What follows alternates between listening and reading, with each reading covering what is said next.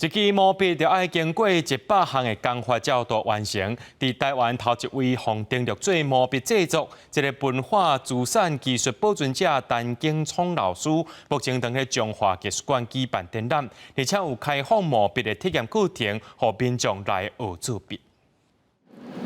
高吼，对下面高一个涂啊起来，啊个练起来。 这位咧教毛笔白线的师傅，是台湾头一位受登录的毛笔制作文化资产技术保存者陈景聪老师。做笔将近50档，即阵当伫咧中华艺术馆举办展览，嘛开放毛笔体验课程，让民众来学做笔。一开始很困难，后来学会了，就觉得很上手。感觉最近的囡仔拢甲毛笔拢做成熟的，然后我带阮小朋友来遮接触这些毛笔，实在毛笔要哪制作。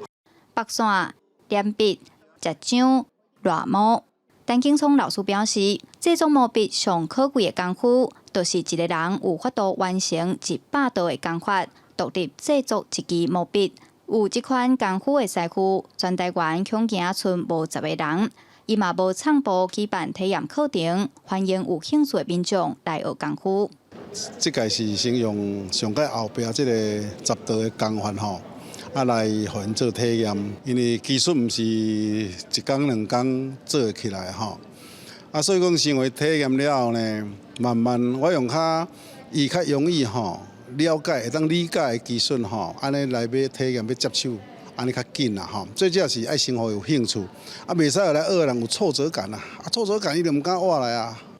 陈景聪表示，1970年代是台湾毛笔上界辉煌的时阵，当时要找师仔工足简单的，后来因为时局的变化，毛笔行业渐渐稀微，伊除了自行传承做毛笔的功夫，嘛写书法，用毛笔做艺术创作，望这门传统工艺卖长路。记者杨淑晴综合报道。